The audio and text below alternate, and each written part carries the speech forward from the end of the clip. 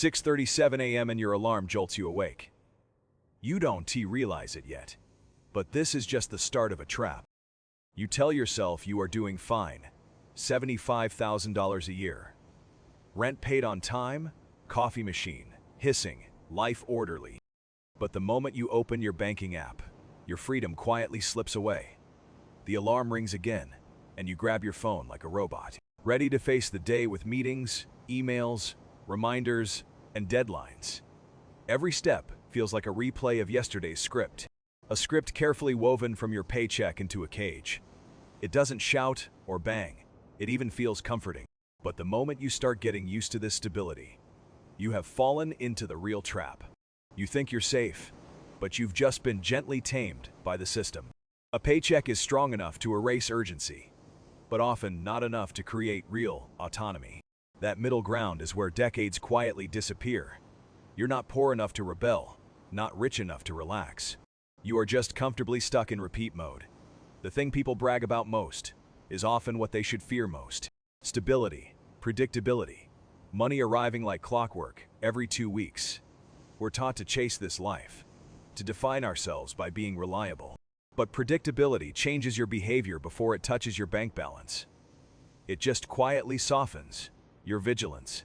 That is why so many hardworking people feel confused. They've done everything they were told, become competitive, and stayed consistent. They've controlled everything, but something still feels off. So before we talk strategy, budgeting, or any standard financial advice, we need to confront a very dangerous idea. A good paycheck doesn't mean you're safe. Sometimes, it just proves the machine has learned how to keep you calm. If that makes you uneasy, then that is good. At this point, the trap becomes math, not emotion. Hearing your annual salary sounds powerful. $75,000, $100,000, $125,000. Numbers that are neat, respectable, and sound like progress.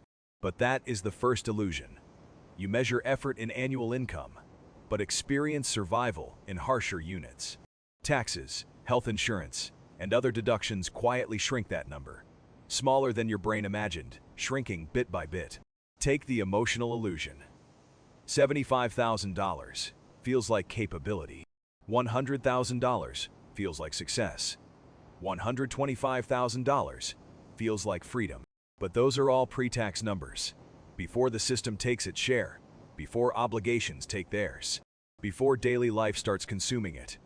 That is why a salary can feel stable, yet fail stressed tests. Rent is manageable. Utilities are manageable. Food and insurance are manageable. Each piece seems reasonable. Then a better apartment seems reasonable. A newer car seems reasonable. Going out doesn't feel indulgent anymore. It just feels normal. Nothing seems reckless. But the phrase, current conditions, carries too much weight. A paycheck is only stable if the environment it supports is stable. One employer, one position, one policy framework, one management chain. A series of decisions you simply cannot control. Direct deposit hits your account, and your nervous system relaxes. It treats it like the tap on the wall, the water in the faucet. Now imagine that cash flow suddenly stops. Not forever, just suddenly. One bad quarter, one restructuring, one policy change, one round of layoffs. Years of experience do not offset this. The cruelty is arithmetic, not philosophy. Bills don't pause for loyalty. That is why so many feel secure right up until that week. Not because they're dumb, but because a functioning machine trains them to trust. Predictability breeds confidence, and confidence allows upgrades. Upgrades become fixed costs, turning a paycheck from income into oxygen. So when someone says they make $100,000 a year, the real question isn't how high it sounds. It is how much is left after deductions, how much is already claimed, and how long the structure could survive if income stops. It is a harsher, more honest question. What people consistently overlook is breathing room. Not income, but margin. The gap between what comes in and goes out. The distance between normal and emergency. Look at how money works. $85,000 a year sounds nice, but after taxes, you are looking at roughly $5,500 a month. The structure immediately emerges. Rent first, $2,500. Before you start building the future, you are already paying for access, not ownership. Then car loan and insurance is $900. Utilities and phone is $300. Here is the real divide. Not rich versus poor, but owners versus maintainers. If most income just maintains your current life structure, your labor supports a system you don't control. The landlord owns the property. The insurance company sets the risk price. The utility company charges by usage. That is why the trap feels normal. No drama, no collapse. You get paid, and the money quietly disperses. A few clicks, auto pay, receipts in your inbox. When people ask why they make decent money but are still stuck, the answer is often right here. Income can make you feel safe without giving you power. It can cover lifestyle, but not give leverage. It calms panic while quietly preventing escape. Poison the water for long enough, and stability starts to taste like progress. So the uncomfortable question isn't whether your salary is good. It is who your paycheck really works for. After all, expenses. How much belongs to you? How much belongs to a system that only keeps running because you keep working? Here is a practical switch many overlook.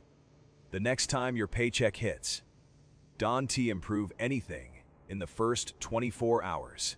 Don't upgrade your apartment. Don't calculate the car payment. And don't treat yourself to a small subscription or a better phone plan. Let the money sit quietly for a day, untouched, except for bills due. This isn't about showing discipline. The real trap is reflex. Money arrives, and the brain assigns it a lifestyle.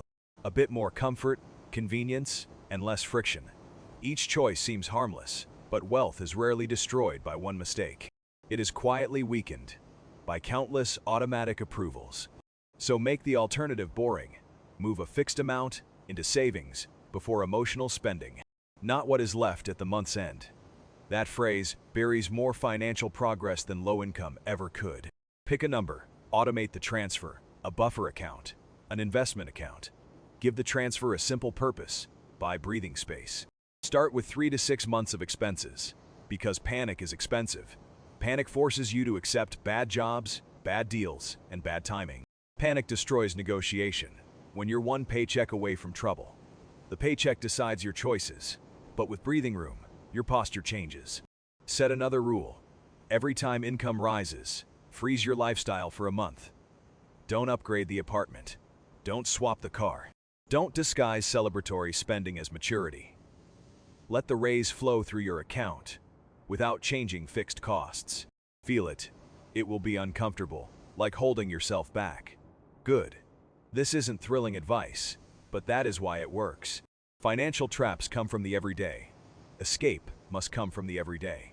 One day of pause, one automated transfer. 1 month frozen after a raise. Tiny, almost laughable actions. What people overlook is that financial freedom isn't never working. It is quieter. Bills arrive, but your heartbeat doesn't spike. Company layoffs happen, but you can still breathe. That is real return. Save $1,000 a month for 3 years. That is $36,000. Not counting interest. Not dramatic, ordinary. But it means saying no. It means keeping the old car. That is the shift. The paycheck isn't the hero. It is fuel. It only has power when it has direction. If every dollar is claimed by rent, subscriptions, loans, and habits, the paycheck isn't supporting you. It is constantly rescuing you. Commitment is modest, if you do it right. Next month, you might not look richer. No one will notice. But 6 months later, you may have a buffer. A year later, you may have the margin to refuse bad opportunities. Walk away from a bad boss, weather downtime, and invest in skills. That is compounding in real life. Stability without choice is an elegant cage. Stability with buffer, margin, and cash flow control becomes a platform. It becomes a solid foundation. The only commitment worth making is treating your paycheck as a tool. Rather than proof you're doing fine, you open yourself an exit. Maybe not today, maybe not dramatically, but clear, incremental, and real.